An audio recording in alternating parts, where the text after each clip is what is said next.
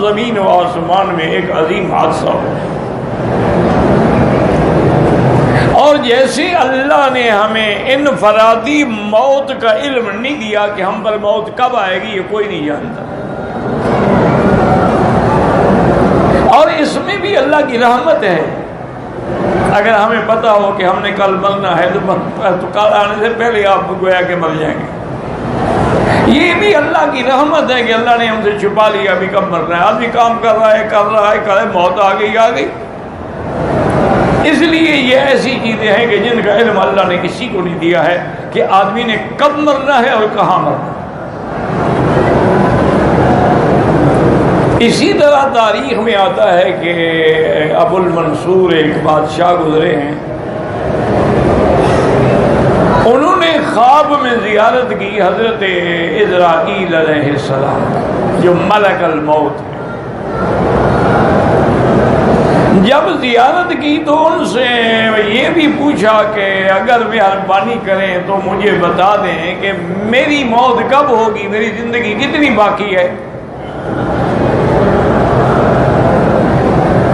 تو فرماتی ہیں کہ خواب میں ملک الموت نے ایسے اشارہ کیا اور اس کے بعد میری آنکھ کھل گئی۔ اب بادشاہ تھے، پریشان ہو گئے، انہوں نے بلایا اپنے مولویوں کو، اپنے لوگوں کو بلایا، انہوں نے اب دنیا میں یہ تاریخ ہے کہ ہمیشہ مولوی ہر قسم کے ہوتے ہیں، علماء حق بھی ہوتے ہیں، علماء سو بھی ہوتے ہیں، یہ ساری زندگی کی بات ہے، تمام ادوار کی بات ہے، ہر دور میں ایسا ہوتا ہے۔ کچھ مولوی ایسے ہوتے ہیں جو سرکاری درباری ہوتے ہیں کہ جو سرکار کا موڈ آیا اسی کے مطابق فتویٰ دے دیا، بس انہوں نے بادشاہ کو خوش کرنا ہوتا ہے۔ لیکن علماء حق بھی ہوتے ہیں جو کسی کی پرواہ نہیں کرتے۔ تو اس نے بہت سارے مولوی صاحبان کو پوچھا کہ بھئی یہ کیا مطلب ہے؟ کسی نے خوش آمد میں کہا کہ جی اس سے مراد ہے کہ ابھی آپ نے 500 سال زندہ رہنا ہے۔ جو کم خوش آمدی تھے انہوں نے کہا کہ جی 500 سال تو خیر اس امت کی عمر ہی نہیں ہے، معلوم یہی ہوتا ہے کہ آپ نے مزید ابھی 50 سال زندہ رہنا ہے۔ کسی نے کچھ کہا، کسی نے، لیکن بادشاہ کا اطمینان نہ ہوا۔ انہوں نے کہا بھی مجھے کوئی بات دل کو نہیں لگتی۔ تو لکھتے ہیں کہ انہوں نے امام ابو حنیفہ رحمۃ اللہ علیہ کے شاگرد تھے امام ابو، ان سے رابطہ کیا کہ حضرت میں نے یہ خواب دیکھا ہے، اور خواب مجھے سمجھ، خواب عجیب دنیا ہے نا، اس کا تعبیر رؤیا جو ہے یہ ایک علم ہے، یاد رکھو، اس لیے خواب کسی کو نہ بتایا کرو۔ اگر خواب ڈر والا ہے تو بس 3 دفعہ بائیں ہاتھ تھوک دو اور لا حول پڑھ کے سو جاؤ، اور کسی کو نہ بتاؤ، کچھ بھی نہیں ہوگا۔ اور اگر خواب ہے یعنی برا نہیں ہے لیکن سمجھ نہیں آتا کہ کیا ہے، تو پھر یہ بھی حکم ہے کہ اس آدمی کو خواب بتاؤ جو عالم ہو اور جس کو تعبیر رویا سے علم ہو، تاکہ وہ صحیح تعبیر دے۔ بعض اوقات ایسا ہوتا ہے کہ اگر کسی نے غلط تعبیر دی تو اسی طرح ہو جائے گا۔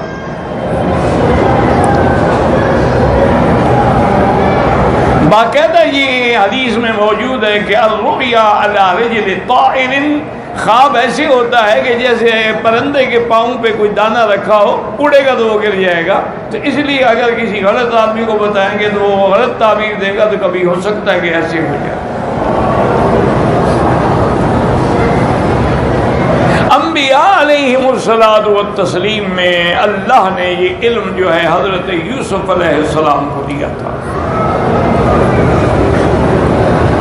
اور حضور صلی اللہ علیہ وسلم کو بھی اللہ نے یہ علم عطا فرمایا تھا، اور حضور کے بعد پھر صحابہ میں سب سے زیادہ حضرت ابو بکر صدیق رضی اللہ تعالی عنہ کو اللہ نے علم دیا تھا۔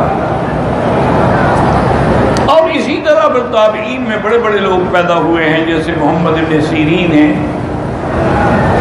ان کو بھی اللہ نے تعبیر رؤیا کا علم دیا تھا اور انہوں نے اس پہ کتابیں بھی لکھی ہیں. وہ بہت بڑے معبر تھے، کیونکہ خواب بڑی مشکل چیز ہے. خواب کبھی جو آپ دیکھتے ہیں نا اس کے بالکل الٹ ہوتا ہے، اور کبھی خواب بالکل اسی طرح ہوتا ہے جیسے آپ دیکھتے ہیں.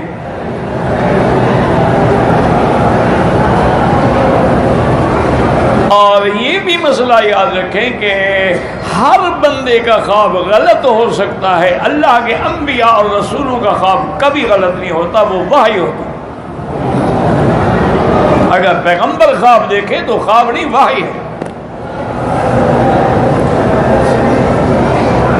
اسی لیے جب حضرت ابراہیم علیہ السلام نے اپنا خواب اپنے بیٹے کو سنایا، یا بنی انی ارا فی المنام انی اذبح،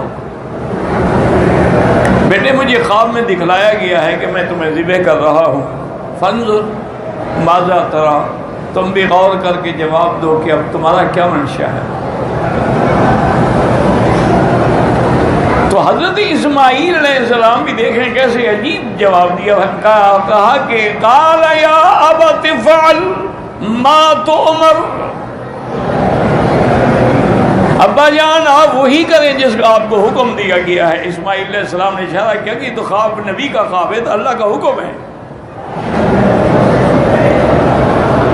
باقی ذبح ہونا آسان نہیں ہوتا. ستجدنی انشاء اللہ من الصابرین، آپ مجھے صبر کرنے والوں میں پائیں گے. تو اب خواب تو یہ دیکھا، لیکن حضرت اسماعیل ذبح تو نہیں ہوئے نا. اللہ نے ان کے بدلے میں جنت سے مینڈا بھیجا، وہ ذبح ہو گیا، اسماعیل کو بچا لیا. تو خواب کبھی ایسے یعنی جو دیکھو اس کے الٹ ہوتا ہے.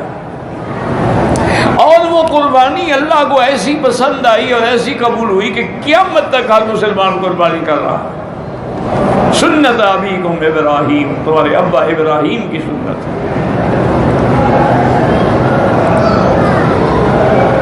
تو اسی طرح خواب بڑی نازک چیز ہے.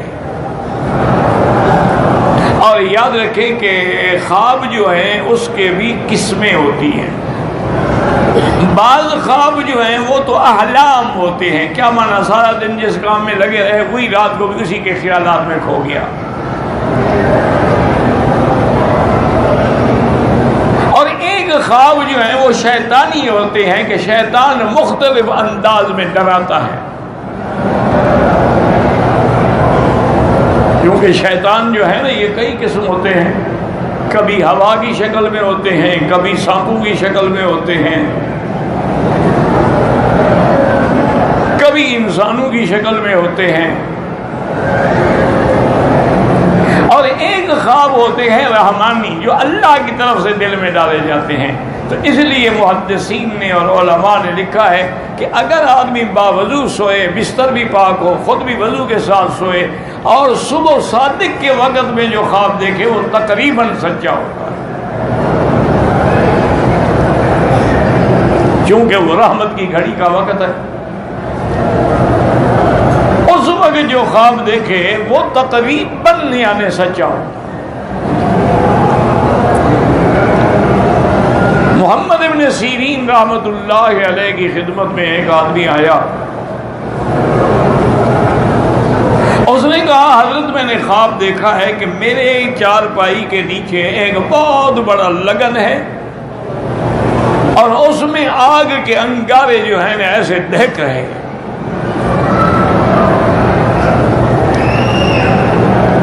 آپ نے فرمایا اچھا خواب ہے، تمہیں اللہ کی طرف سے کچھ دولت ملے گی، اللہ کی طرف سے تمہیں دولت ملے گی، وہ ہیرے جواہرات کی شکل میں بھی ہو سکتی ہے. چلا گیا. پھر کچھ عرصے کے بعد ایک اور آدمی آیا، اس نے بھی وہی خواب بتایا کہ حضرت میں نے خواب دیکھا ہے کہ میری چارپائی کے نیچے ایک بڑا لگن ہے اور اس میں انگارے دہک رہے ہیں. آپ نے فرمایا تمہارے گھر کو آگ لگی ہے، جلدی جاؤ. تو شاگردوں نے کہا کہ حضرت آپ بھی بادشاہ ہیں، کسی کو بتاتے ہیں دولت ملے گی، اس غریب کو بتایا تیرے گھر کو آگ لگ جائے گی۔ انہوں نے کہا اللہ کے بندے میں نے نہیں بتایا، تعبیر بندی ایسی تھی۔ اس نے جب خواب دیکھا تھا تو سردیوں کا موسم تھا، تو سردیوں کے موسم میں آگ نعمت ہوتی ہے، ہر کوئی گھر میں آگ جلاتا ہے کہ گرمی رہے۔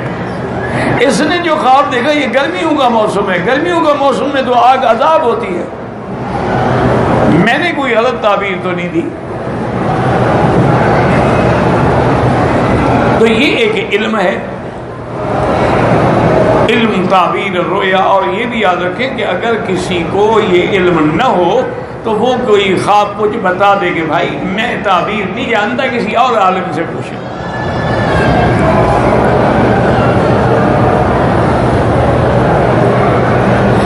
اسی طرح حضور صلی اللہ علیہ وسلم کو خواب پسند بھی بہت تھے، چونکہ آپ کی پیدائش کا تعلق بھی تو ایک خواب سے ہے نا۔ آپ نے فرمایا کہ رؤیا امی التی رات، میں اپنی ماں کا وہ خواب ہوں جو انہوں نے دیکھا تھا۔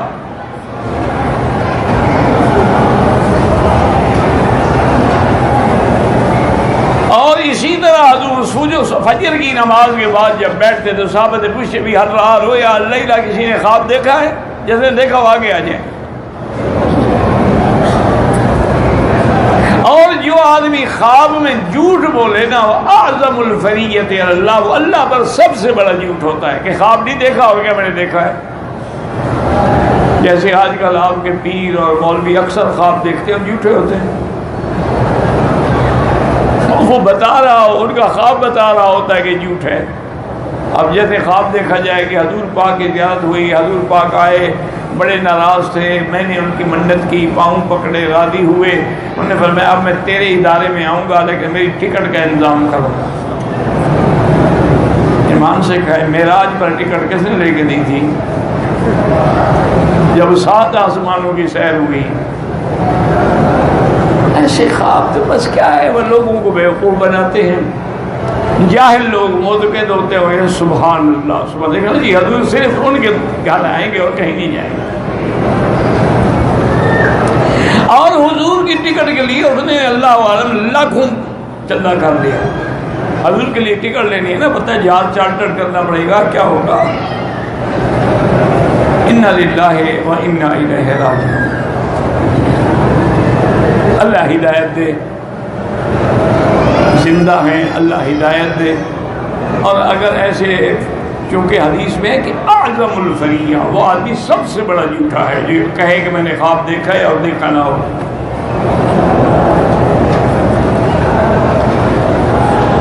اسی طرح سیدہ عائشہ صدیقہ رضی اللہ عنہا نے بھی خواب دیکھا اور اپنے ابے کی خدمت میں عرض کیا کہ ابا جان میں نے آج رات بڑا عجیب خواب دیکھا ہے کہ آسمان کا چاند اترا اور میرے حجرے میں آ کے غائب ہو گیا، پھر دوسرا چاند اترا میرے حجرے میں غائب ہو گیا، پھر تیسرا چاند اترا میرے حجرے میں غائب ہو گیا۔ سیدنا ابی بکر رضی اللہ عنہ بالکل خاموش ہو کے چپ کر کے گھر سے چلے۔ بی بی عائشہ فرماتی ہے حالانکہ یہ آپ کی عادت مبارک نہیں تھی، آپ تعبیر دے دیتے تھے لیکن آپ نے کوئی تعبیر نہیں دی، میں بھی ڈر کے خاموش ہو گئی۔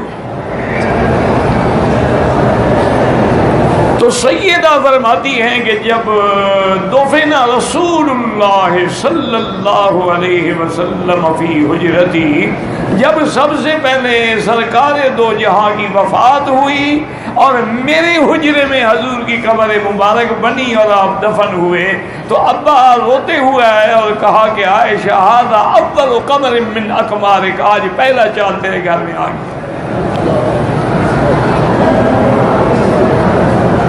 پھر حضرت ابو بکر بھی وہیں دفن ہوئے، حضرت عمر بھی وہیں دفن ہوئے، تو تینوں چاند جو تھے جمع ہو گئے۔ تو سیدہ عائشہ کا خواب بھی تو کوئی ایسا نہیں ہوتا، وہ بھی تو صدیقہ ہے نا، بنت صدیق ہے۔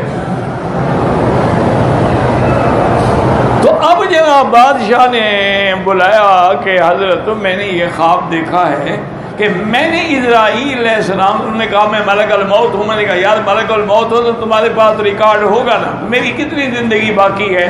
وہ اشارہ کر کے چلے گئے. انہوں نے کہا حضرت تم نے ٹھیک کیا ہے. انہوں نے بتلایا کہ خمس لا یعلمہن الا اللہ. حضور کی حدیث ہے کہ یہ 5 چیزیں ہیں جن کا علم اللہ کے سوا کسی کو نہیں. ان اللہ عنده علم الساعة وينزل الغيث ويعلم ما في الأرحام وما تدري نفس ماذا تكسب غدا وما تدري نفس بأي أرض تموت. اللہ نے فرمایا یہ 5 چیزیں ہیں قیامت کا علم اللہ کو ہے کہ کب ہوگی, کس تاریخ کو ہوگی.